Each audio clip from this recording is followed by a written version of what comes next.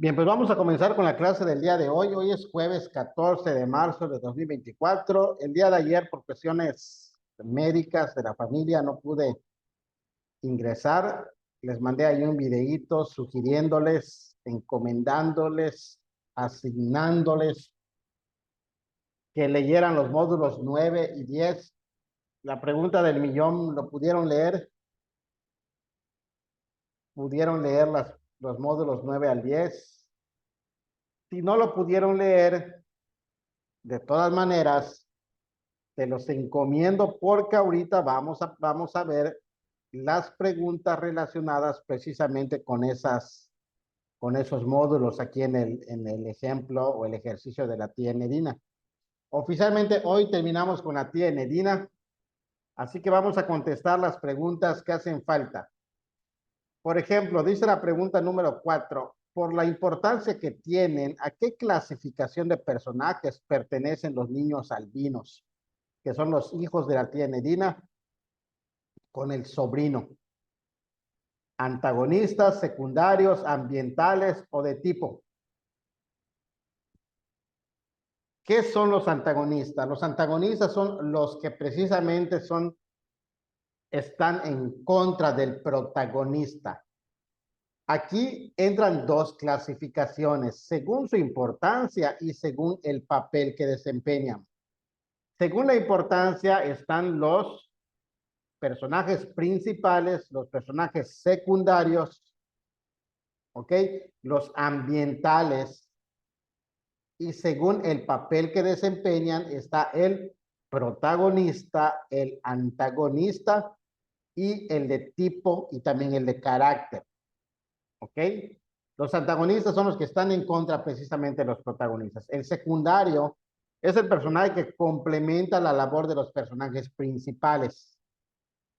Aquí es importante destacar que cuando hablamos de un protagonista, normalmente hablamos de una o dos personas máximo. Cuando hablamos de personajes principales, pudiéramos incluso estar hablando de un grupo numeroso, como por ejemplo un pueblo. Por ejemplo, en la Biblia, ¿quiénes son los personajes principales? ¿Quiénes serían los personajes principales en la Biblia? ¿Para quién fue escrita la Biblia? ¿O por quiénes? ¿Dirigido a quiénes? Para los israelitas o judíos. ¿Ok? Pues ellos son los personajes principales. Ahora, ¿quién es el protagonista de la Biblia? Víctor, o Stephen, o Judith. ¿Quién es el protagonista? Los profetas. Los profetas, ¿verdad? Puede ser del Nuevo Testamento, puede ser Jesús, el Nuevo Testamento. Utilizo la Biblia, pero es un libro conocido. Entonces, noten la diferencia. Una cosa es ser los principales y otra cosa es ser los protagonistas. Entonces, de acuerdo al papel que desempeñan los niños albinos, que son antagonistas, secundarios, ambientales o de tipo. ¿Cuál será la respuesta?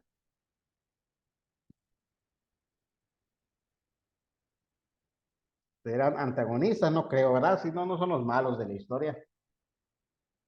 De tipo es cuando, por ejemplo, el clásico personaje de tipo es que si yo digo, por ejemplo, vamos a hacer una obra teatral, todos aquí en el grupo de lectura, y por ejemplo, Stephen, vas a ser el guardia del castillo.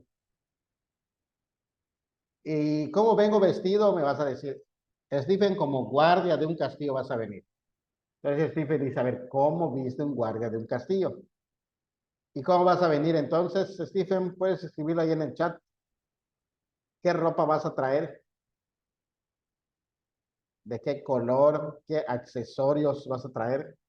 Si te estoy diciendo que vas a ser el guardia de un castillo.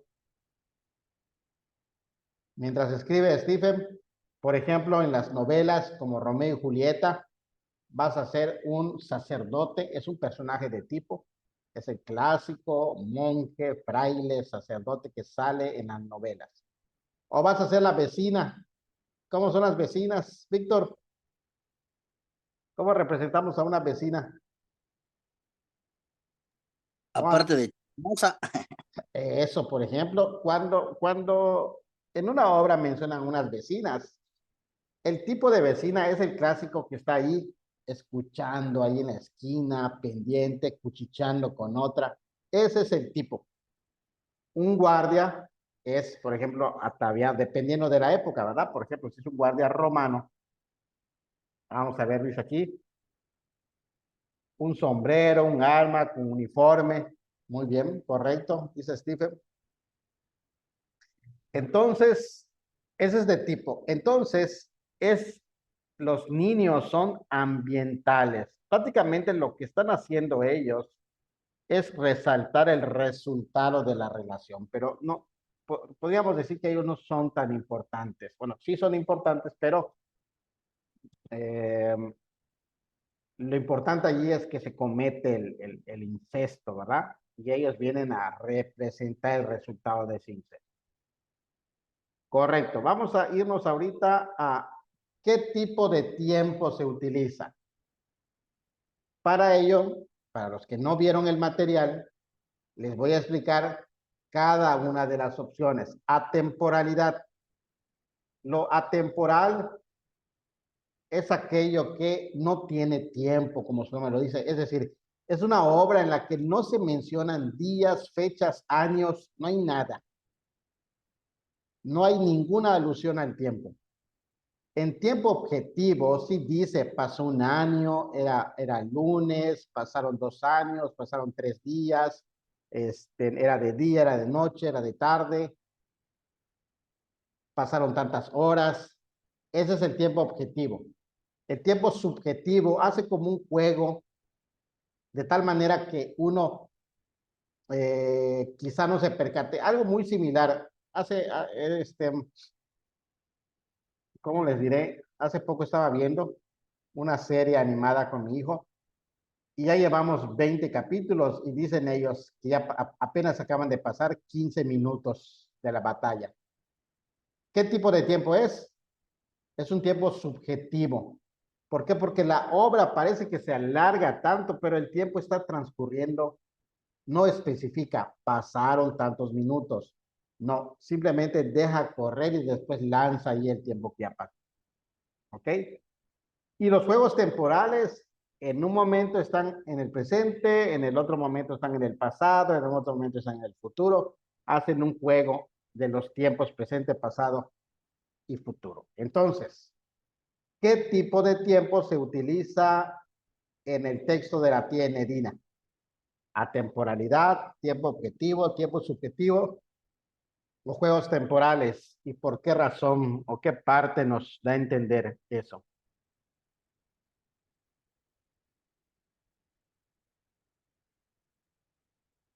¿Qué parte nos da a entender? A ver, atemporal, porque no hay tiempo exacto, no se menciona en la lectura. A ver, vamos a ver. Vamos a dejar de compartir aquí y vamos a ver si en algún momento durante la lectura mencionan tiempos. ¿Ok? A ver, voy a salir de aquí. De hecho,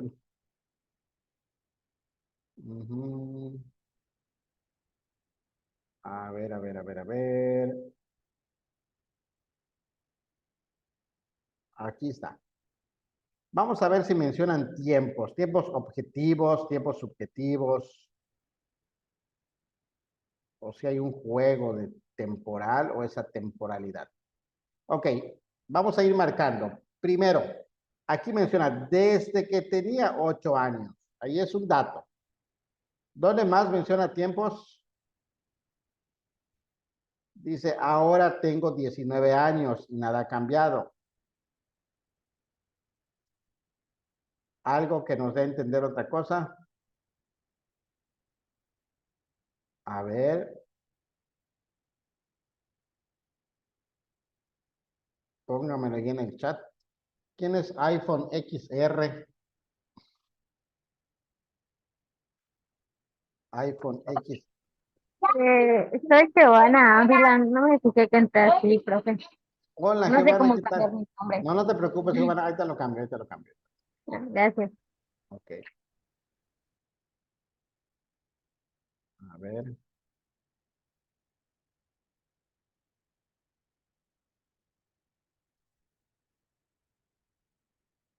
Ok, perfecto. Ahí está. A ver, ¿qué más? ¿Dónde más menciona algún dato relacionado con tiempo? Creo que dice, cuando voy a verla es lo único que pide y en todos esos años yo no he podido llevarle su canario. A ver, hay alguna parte donde mencione horas, días, han pasado algunos días. Dice, han pasado ya 3 meses que no entro al cuarto. Tomando en cuenta estos tres detalles relacionados con el tiempo, ¿qué tipo de tiempo pudiéramos decir entonces? Dice, desde aquellos días en que yo le hacía el amor han pasado 2 años. Otros datos sobre el tiempo. Dice, no puedo conseguirlo, ya ha pasado más de un año, dice. Fíjense cómo menciona varias veces años, tiempos. Entonces, ¿cuál sería? Objetiva. Exactamente, es tiempo objetivo. Muy bien. A ver, tiempo objetivo. Ok, a ver, en el texto prevalece, vimos allí, en el módulo número 9 o 10, creo que en el 10, menciona acerca de los tiempos, de los ambientes. Existe un ambiente físico y un ambiente moral.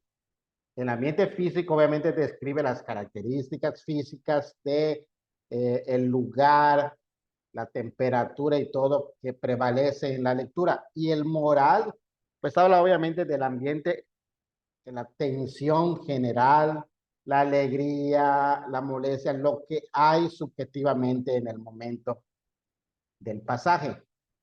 ¿Ok? Entonces, de acuerdo a ese ambiente moral, ¿qué es lo que se percibe en la historia de la tía Nerina? La historia completa. Incomunicación e inadaptación, inmovilidad, desesperanza y miedo por rencor y angustia.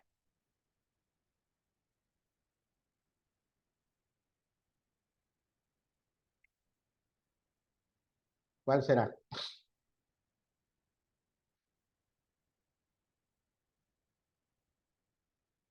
Incomunicación e inadaptación. Comunicación e adaptación. Comunicación e inadaptación. La respuesta es correcta. Muy bien. La respuesta es correcta.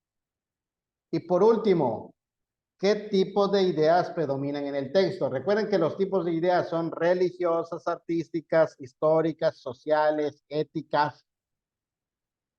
¿Cuál es la que predomina? Artística, religiosa, histórica, social. Piensen en la situación que se da en esta historia.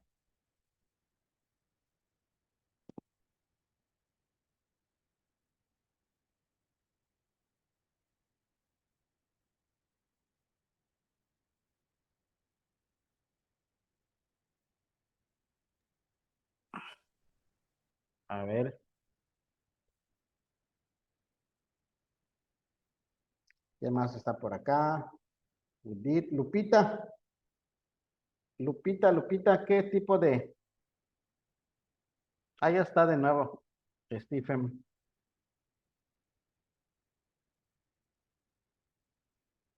¿Qué tipo de idea predomina en esa historia de la tía Nerina? ¿Será que es de carácter religiosa? ¿Será que es social, histórica, artística, ética, filosófica? Aunque no está acá. Están Dice, haciendo el repaso, maestro, es que me acabo de conectar. sí, estamos checando, no te preocupes. Dice Stephen, es social. Es social, correcto. Es una persona discriminada por su color, discriminada por su condición, como es el sobrino, y la otra, una persona aislada, una persona a la que en vez de darle ayuda, se le terminó de enajenar de la realidad. ¿Ok? Entonces, estamos de acuerdo que es algo social. A ver, pregunta para ustedes, para todos. Pregunta para todos. Se dieron cuenta que en la gran mayoría de las preguntas y en las respuestas, marqué con 2 puntos cuál es la respuesta correcta. ¿Alguien se dio cuenta? No en todas lo hice, porque normalmente lo hago así para que el que intente seguir ese patrón no saque todas buenas y le entre la duda. ¿Alguien se dio cuenta? Si nadie se dio cuenta, a ver, dice Stephen, no. Aquí está, miren. Cuento 2 puntitos. Aquí lo puse en narrador omnisciente 2 puntitos, pero la respuesta correcta es narrador objetivo. Aquí es monólogo y descripción. Lo puse en diálogo y descripción. Aquí es ambientales. Aquí la tiene Dina 2 puntos. Enajenada 2 puntos. Aquí no puse nada. Aquí en este descubre a sus hijos. No puse nada. En tiempo objetivo 2 puntos. Aquí en la 10 2 puntos. En las otros puntos. Y aquí en sociales. Lo que hice fue quitarle el punto. ¿Ok? No es así como que digan, oye, qué maravilla eso creemos. No. Simplemente hay quienes llegan a tener tanto ese detalle de fijarse que se dan cuenta de esas cositas, que básicamente es como un entrenamiento de fuerza. No, no lo que se usa para entrenar la fuerza es lo que vas a enfrentarte, pero sí agudiza el hecho de que tienes que estar pendiente de todos los detalles para que la mente vaya trabajando en ello. ¿Ok? Es como cuando, no sé si a ustedes les dije, ¿se acuerdan? Cuando les pregunté quién, cuántos pares de animales metió Moisés al arca. ¿Cuántos, Víctor? Ninguno, porque no fue Moisés el que hizo el arca. ¿Verdad? Fue Noé. Entonces, ese tipo de preguntas. Hoy hice un ejercicio con unos alumnos en presencial y les puse, vamos a pensar, la pregunta 9 y la pregunta 12 eran la misma, pero invertida. Y les dio trabajo encontrar la relación. ¿Ok? A mí me tocó que me hicieran así como usted dice, ¿no? Ajá. Pero de nosotros fue un examen en donde tenías que leer y literalmente tenías que leer, porque la primera instrucción que decía era poner tu nombre completo, y la segunda instrucción era leer todo antes de hacer nada, Ujú. y todos respondieron las preguntas, Ahí está. y era hacer nada, literalmente era hacer nada. Era hacer Era, nada. Claro, no quiere decir que eso venía en el examen. A mí en la preparatoria me aplicaron una fea, la de responde las respuestas incorrectas. Así nos pusieron. Cuando salimos del examen y salió uno que se dio cuenta, dijo, oigan, ¿se dieron cuenta que era responder las respuestas incorrectas? No, lo checamos y efectivamente. Hay una pregunta, por ejemplo, en científicos, y hay una que ya no les puse aquí, que era, ¿cuál de estas no corresponde a tal cosa? ¿Ok? Y entonces, ese tipo de preguntas que no son capciosas, porque te están preguntando realmente lo que es. ¿Ok? Lo que tiene uno que hacer es no anticiparse a la respuesta. No nos anticipemos a la respuesta. Leamos bien y contestemos. Bien, este documento se los voy a enviar ya completamente lleno, este documento de la tiene. De hecho, viene en el examen simulador. Viene en el examen simulador. Ahí se los voy a pasar.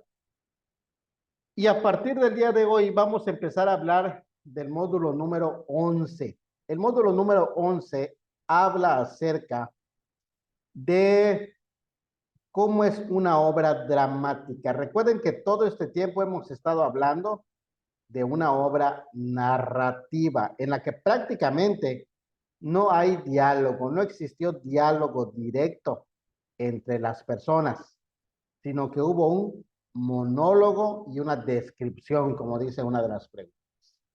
En el módulo número 11 nos habla acerca de la obra de ficción dramática. La obra de ficción dramática tiene como principal característica que es una historia en donde se dan diálogos directos. Y precisamente como se dan los diálogos directos, entonces se presta mucho para las obras de teatro. ¿Ok? Y esas obras de teatro pues tienen elementos que son importantes porque necesita el que va a montar la obra de teatro suficientes datos para poder hacerlo lo más parecido a la realidad que plantea el libro. ¿Ok? Antes de pasar a esos elementos, vamos a recordar cuáles son las tres características de la tragedia o cuáles son los tres subgéneros. La tragedia, el drama y la comedia. Vamos a ver un ejemplo de drama y después vamos a ver un ejemplo de tragedia. Vamos a ver el Principito. ¿Ok? Y en este Principito vamos a poder encontrar, por ejemplo, escenas, actos, cuadros. Por ejemplo, el acto es la división más grande que hay en una obra de teatro. Los cuadros son una parte intermedia y la escena es literalmente te sale y entra otro personaje para continuar con la situación que se esté dando. ¿Ok? Y estos son los dos tipos de diálogos o de formas de expresar las ideas de los personajes. El diálogo directo, que ya sabemos cuál es el intercambio emisor-transmisor que se da durante la historia. Y también los famosos monólogos. Precisamente hoy me salió en TikTok un fragmento de una obra en la que uno de los personajes estaba ejecutando un monólogo. Es muy común. Es muy común. ¿Por qué razón?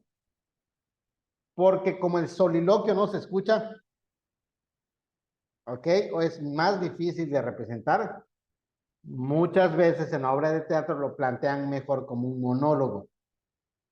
Es decir, el autor empieza a hablar, empieza a razonar, empieza a pensar en voz alta. Ahora, el punto de vista teatral tiene que ver con las personas que están contando la historia. ¿Ok? Tiene que ver con la manera objetiva o subjetiva como cuenta la obra, la persona. Y algo muy importante es que en las obras de teatro la subjetividad baja mucho porque, por ejemplo, si Víctor, Giovanna, Lupita, en Stephen y Judith vamos a ver la misma obra del Principito, probablemente salgamos con ideas muy similares sobre las lecciones que aprendimos. Porque como se está viviendo la obra y no solamente se está leyendo, entonces es más objetivo. Dos cosas muy importantes. En lugar de que haya un narrador en sí, a veces hay una especie como de coro. Y ese coro dice, y era de tarde y salieron los personajes y salió el Principito. O sea, como que introduce la entrada del personaje, pero no es propiamente un narrador, es un coro. Y tenemos las acotaciones. A ver, ¿me pudieras leer, Lupita, qué son las acotaciones? Son breves indicaciones sobre los personajes, el escenario, los efectos especiales y la actuación. Se usan al empezar cada acto. Muy bien. ¿Por qué son importantes estas acotaciones en una obra dramática que será representada en una obra de teatro?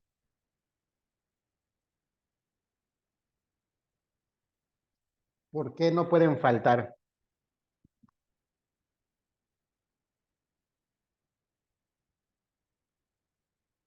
¿Por qué no pueden faltar? Porque el público no entendería ni la época ni a lo que representan. Correcto. ¿Alguno de ustedes ha participado en una obra de teatro, aunque sea del kinder? ¿Quién ha participado en una obra de teatro? Aunque sea de parvulitos o en la casa en la noche en la noche de, ¿cómo se llama? En la noche familiar, cuando hacen a los hijos participar en actuar para que lo vean los parientes. A mí me tocó participar en una obra de tipo religiosa. Yo hice a un mejor amigo del protagonista. Y es curioso porque cuando uno va a ser artista, va a ser artista. Fui al casting y el personaje tenía que ser más alto que yo. Así que me rebotaron. Me rebotaron. Tenía que ser un personaje un poco más alto. Y ya me dijeron, me explicaron por qué no y me fui a mi casa. Me rechazaron del casting. Como al mes atropellaron al que quedó. Y conste que no fui yo el que lo atropelló.